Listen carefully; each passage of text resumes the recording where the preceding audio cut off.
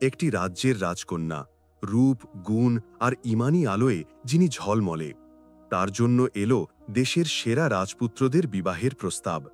কিন্তু কেন সেই রাজকন্যা সব ঐশ্বর্য পায়ে ঠেলে এক ৮০ বছরের বৃদ্ধ জীর্ণশীর্ণ দরবেশকে জীবনসঙ্গী করার জেদ ধরলেন?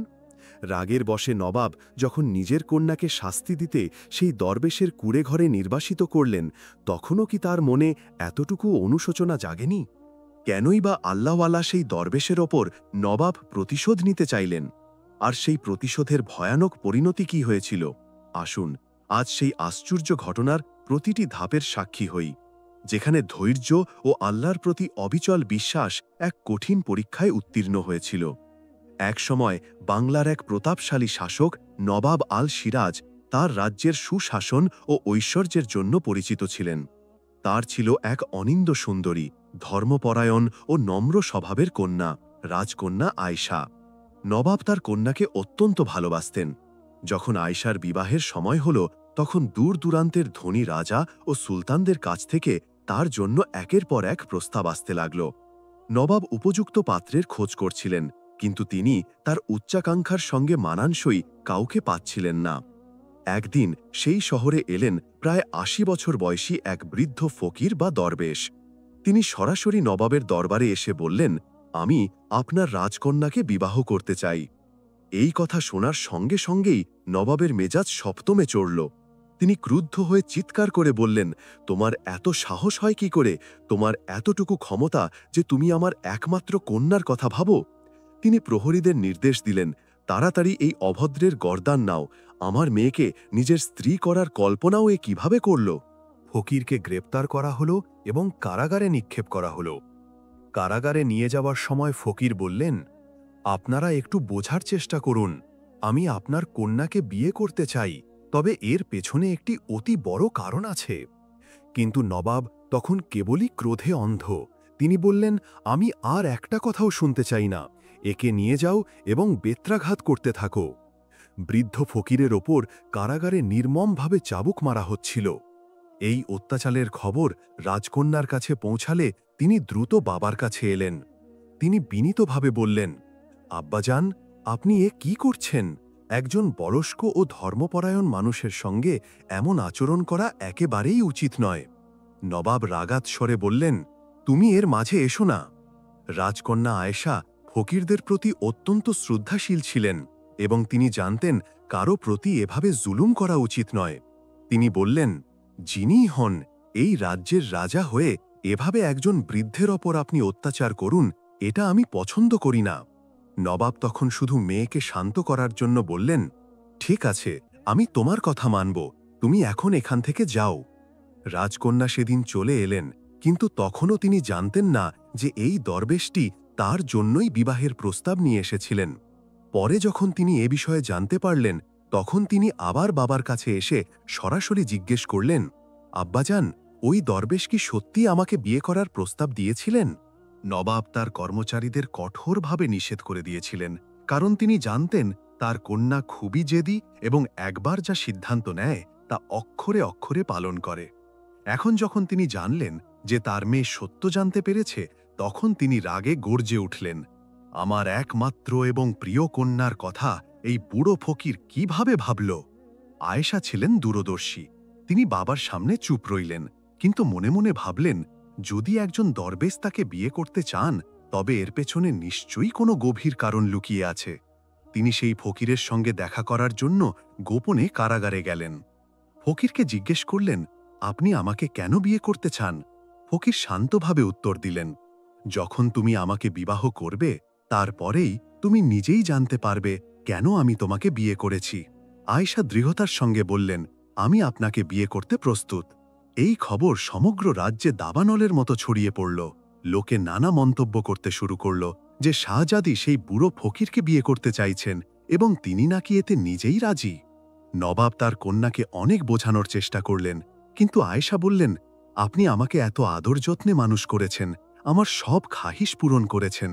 এখন যখন আমার জীবনসঙ্গী নির্বাচনের সময়, তখন আমি তাকেই বিয়ে করব যাকে আমার হৃদয় সঠিক মনে করে। নবাবের জেদ ভাঙল না। যেহেতু এটি তার একমাত্র কন্যা, তিনি এই বিয়েতে বাধা দিতে পারলেন না। কিন্তু মেয়ের জেদে তিনি এতই ক্ষুব্ধ ছিলেন যে তিনি তাকে শাস্তি দিতে চাইলেন।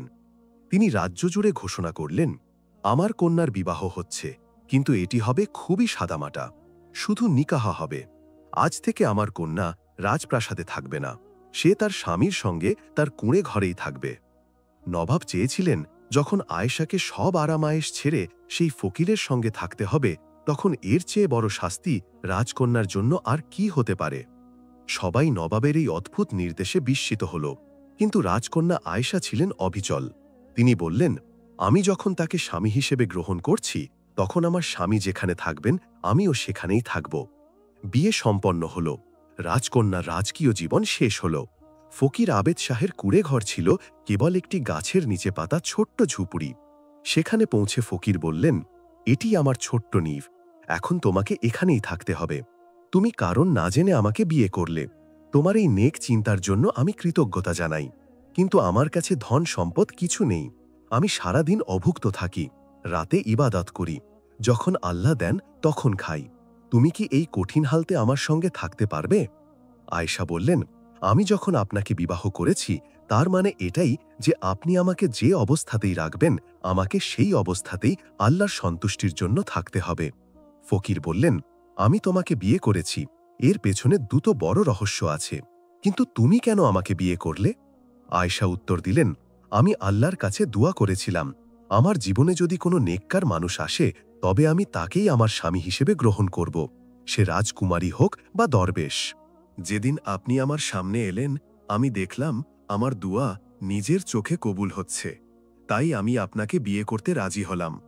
এজন্য আমার বাবা আজ আমার উপর অসন্তুষ্ট, কিন্তু আমি আল্লাহকে সাক্ষী রেখে এই সম্পর্ককে গ্রহণ করেছি এবং আপনার সঙ্গে থাকতেই পছন্দ করি। আয়েশার ছিল আল্লাহর উপর এমন অবিচল বিশ্বাস ও ধৈর্য। সেই ফকির এমন স্ত্রী পেয়ে অত্যন্ত আনন্দিত হলেন। তারা দুজন সারা দিন অভুক্ত থেকে সারা রাত আল্লাহর ইবাদতে কাটাতেন। একদিন দরবেশ আবেদ শাহ জঙ্গলে গেলেন। তখন নবাব তার বিশ্বস্ত কর্মচারী মারফত তার কন্যার কাছে এলেন। কর্মচারীটি বলল, আপনার আব্বাজান আপনাকে খুব মনে করেন, তিনি জানতে চেয়েছেন আপনি কেমন আছেন।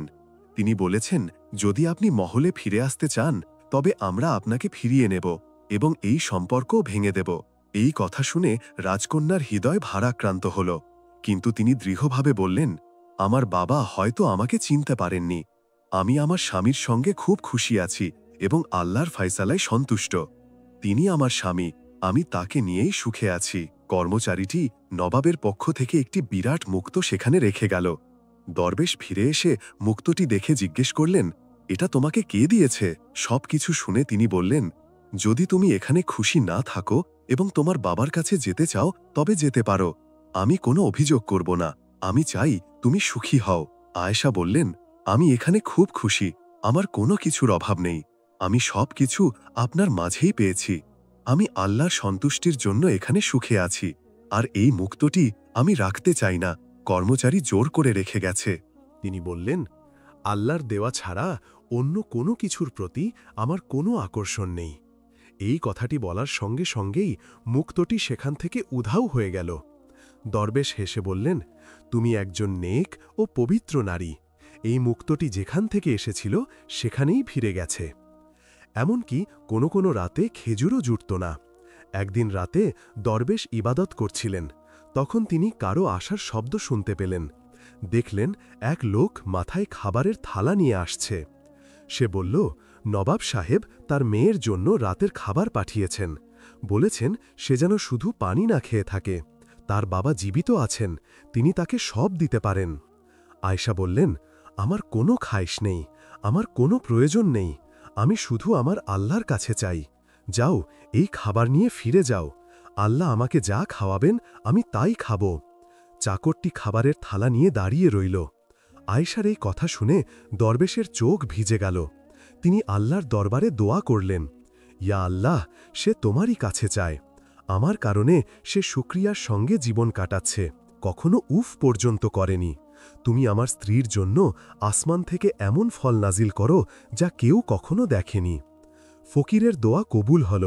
আসমান থেকে রূপার থালায় খাবার নামতে দেখা গেল।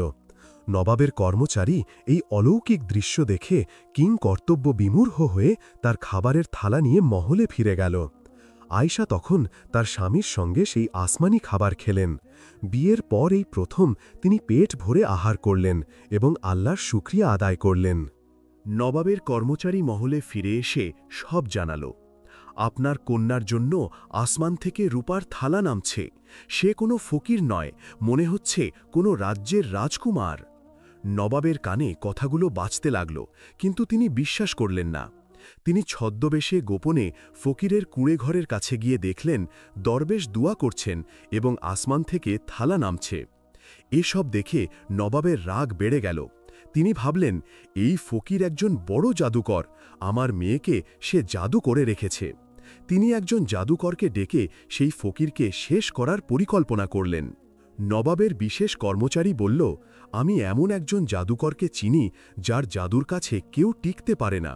সেই ৮০ বছরের বুড়ো দরবেশ তার কাছে কিছুই নয়। সেই জাদুকর এসে নবাবের সব কথা শুনল, কিন্তু কয়েকদিন কাজ করার পর সে বুঝতে পারল এই ব্যক্তি কোনো জাদুকর নয়, ইনি আল্লাহর নেক বান্দা। সে নবাবকে এসে বলল, আমি তার সঙ্গে লড়াই করতে পারব না, কারণ আমি তার সামনে দাঁড়ালে আমারই বড় ক্ষতি হয়ে যাবে। নবাব রেগে গিয়ে বললেন, যদি তুমি এই কাজ না করতে পারো তবে আমাকে সেই জাদু শিখিয়ে দাও, আমি নিজেই আমার মেয়েকে ফিরিয়ে আনব। জাদুকর তাকে সতর্ক করল, আপনি জানেন না এই জাদু আপনার ওপর উল্টে গেলে আপনার রাজত্ব উল্টে যাবে। কিন্তু নবাব কিছুতেই মানলেন না। নবাব জাদুকরের বেশ ধরে একটি বৃত্ত এঁকে মন্ত্র পড়া শুরু করলেন। তিনি এমন শক্তি চাইলেন যা দিয়ে ফকিরকে ধ্বংস করা যায়। কিন্তু সেই আল্লাহওয়ালা দরবেশ তখন কোরআনের ইবাদতে মগ্ন ছিলেন, যার শক্তি সমস্ত শক্তির ঊর্ধ্বে। নবাব যখন একটি বিশেষ মন্ত্র পড়লেন, তখন একটি বিশাল বন্য সিংহ সেখানে হাজির হল। নবাব আদেশ দিলেন, যাও, জঙ্গলে সেই ফকিরকে ছিন্ন ভিন্ন করে দাও। সিংহটি দ্রুত দরবেশের দিকে ছুটল, কিন্তু যখন সে ফকিরের কাছে পৌঁছাল এবং তার মুখ থেকে কোরআন তেলাওয়াতের সুন্দর ধ্বনি শুনল, তখন সে আক্রমণ না করে সেখানেই বসে পড়ল। সঙ্গে সঙ্গে নবাবের জাদু তার নিজের ওপর উল্টে গেল। নবাবের শরীরের অবস্থা খারাপ হতে লাগল। দরবেশ আবেদ শাহ বুঝতে পারলেন যে কেউ তার বিরুদ্ধে কাজ করছে। তিনি তখন আল্লাহর নামে দোয়া করলেন, আর সেই সিংহ উধাও হয়ে গেল। দরবেশ তার স্ত্রীর দিকে তাকিয়ে বললেন, আমাকে ক্ষমা করো, আমি চাইনি, কিন্তু তোমার বাবার জাদু তার উপরই ফিরে গেছে। তার শরীর এখন একটি পশুর মতো হয়ে গেছে। আয়েশা দ্রুত রাজপ্রাসাদে ছুটে গেলেন। সেখানে সবাই দেখল নবাবের মুখাবয়ব ঠিক থাকলেও তার পুরো শরীর পশুর মতো হয়ে গেছে। আয়েশা তার বাবাকে এমন অবস্থায় দেখে অঝরে কাঁদতে লাগলেন। পশুর শরীরের কষ্ট ভোগ করতে থাকা নবাব তার মেয়েকে দেখে বললেন, আমি তোমার স্বামীকে অনেক আগে থেকেই চিনতাম। আমি তোমাকে এক ধনী অমুসলিম রাজপুত্রের সঙ্গে বিয়ে দিয়ে তার রাজ্য দখল করতে চেয়েছিলাম।